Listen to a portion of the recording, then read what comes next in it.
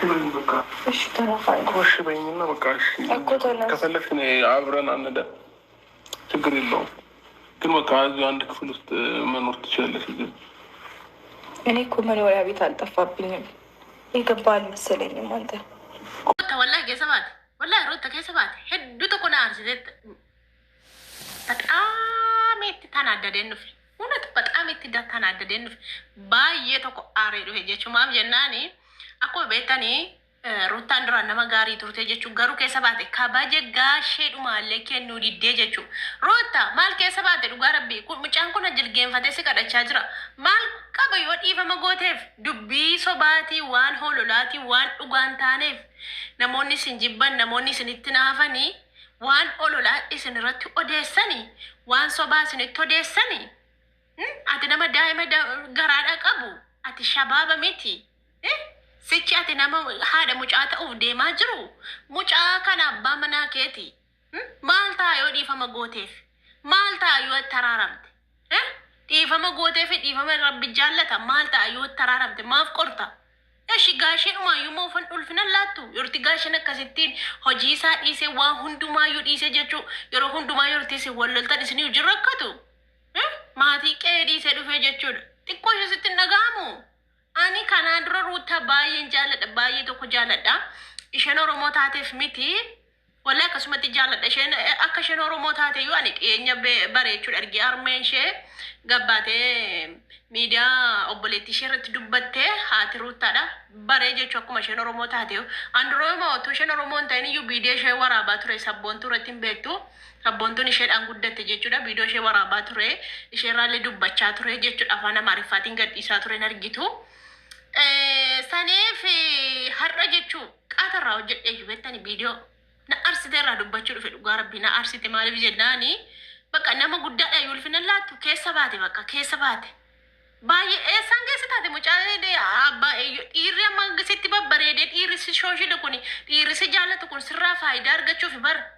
sirraa faayidaa argachuudhaaf si jala deema dhiirri sirraa fayyadamuuf si jala deema sammuu kee bani ruuta maaltu si duuche duraan nama gaarii turte ati koo wallahi duraan nama gaarii nama bareeddu turte ruutaan nama bareeddu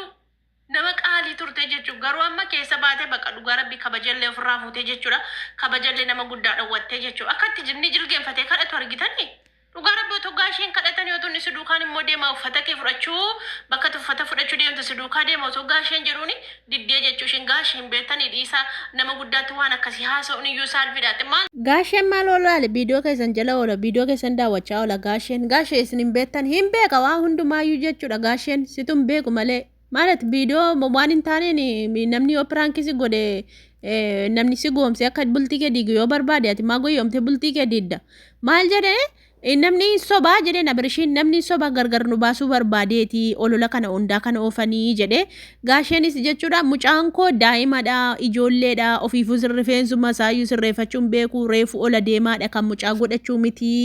dhiisii namni gargar isin baasuu fi mucaa koo ani isin jaalladha isin lamman wal bukkeetti awwaa isin lamman gargar bahu hin jaalladhuwanii wal bukkeetti isin jaalladha daraa mucaa koo dhiisi deebi'ii jedheen gaasheen kunoo dhugaa rabbi akkasitti haaree kadhataa. Garuu isheen immoo kabaja dhowwattee jechuudha dhugaa rabbii kabaja dhowwatte nama guddaalle jechuudha utuu isaan duukaa boonii kun otuun akka ittiin abrishiin duukaa maraatuutu baatee sokkitee jechuudha egaan gaasheen kan isaan kadhachaa jiranii dhiisii dubbii kana waa hundumaayyuu bulaniitu hubatu rakkoon kana malee yoo jiraate jenna waa baay'eetu jira jennaan dubbadhu tanaffasii keessa keetti qabatteen taa'anii yoo dubbatte dubbiin sii qallalaa furmaatallee argatta ani abbaa keetii ati intala kiyyaa wanta sirra ga'u wanta si mudatu anillee hin barbaadu waa sirra ga'u ati miidhamuu kee ani gonkumaayyuu hin barbaadu waan ta'eef rakkoo kee natti madhuu jedheeni egaan akkuma argitanii dhugaa rabbii hedduu tokko na aarsitee irraa dubbachuu dhufe jechuudha duraan hin beektu irraa dubbachaa hin jiru calluma dhee ilaalaa jira baay'ee jaaladha viidiyoo isaanii ilaaluu daqiiqaa tokkoof iyyuu na jalan darbu jechuudha viidiyoon isaanii garuu viidiyoo irraan dalagu jechuudha har'a na aarsitee keessa baate jennaanii dhufe dubbadhe jechuudha kaleessas akkuma beekamu dargaggeessachi ollattee ijoollee shabaaba kana dhiirota kana ollatteetu meeshaa gurrachuu dhuftee jechuudha yuutuuba ishee irratti gadhiifamee jira jechuudha argitanii jirtu hundi keessaniyyuu keessa baatee jirti dhugaa rabbii maaliif akkasitti bultii ishee diiddi namuma mucaa garaatti baatu iyyuu fakkaattu bari isheen dhugaa rabbii maaliif jennaani namni mucaa akka garaatti baatu kabaja qaba. Bor maaltu narra gaa mucaan koo abbaa malee guddatti, mucaan koo abbaa malee guddisaa jettee baqa yaaduullee dhiiftee jechuun mucuma gara ishee keessa jiru iyyuu yaaduu dhiifte. Dhugaa rabbi rootaan baay'ee tokko nama aarsiti. Duraan akkuma beekama hundi keenya iyyuu ijoolleen Oromoo namoota baay'eetu isaan ishee daawwata. Wallaahi isheellee jaallata jechuudha. Amma kunoo hundumtiyyuu keessa baatee ishee jibbaa jira jechuudha. Namni mee akka koo isin aarsite hin jirti mee koomentii barreessaa. Dhugaa rabbi ani baay'ee tokko itti aare bar takka itti aare hin beeku. Takkaatti dubbadheellee hin beeku jechuudha. Duraan baay'ee jaalladha, baay'ee kabaja. Garuu amma jechuun baay'ee tokko itti aare dhugaa dubbachuu fi baay'ee tokko maaliif jennaani namaafillee hin dhageessu jechuudha. Baqa dhaga'uu didde baqa dubbii sobaa namni mucaan dheengadde dhalatee guddate Abreeshiin akkuma beekamu kala sadii dheengadde dhalatee guddate dhugaa rabbi mucaan kun dheengadde xiqqaadha. Ergi waggaa meeqaatii isa hordofaa jira Abreeshii jechuudha. Xinnummaa isaatii kaasee jechuudha. Miidiyaa kana irratti guddate mucaan kun jechuudha. Dhiyeenya kana waggaa darbedha kan inni furdatee areeda baasee maal jedheyyuu malee daa'imadha jechuudha. Akkasi kaa hundaafiyyuu ijoolleen buttaa jaraadha girrigirrirra jiru warri yuutuubiidhaan inni kaaniin fuudhaa ooyi. Dhugaa rabbi giraa nu gabbaaniyyuu beektanii dhugaa. Isaan ilaaluu jaalladha beektaan illee ijoollettiin duraan baqannatti tolu gaafa viidiyoo dalaganii hedduu jaalladha ijoollee buttaa jaraa kana. Isaan illee waraabaa ture hin beektu sabboontuu irratti jechuudha. Deeggartoota isaanii illee guruupii warroota waasappii keessa jiran illee hunda isaaniiyyuu jechuudha.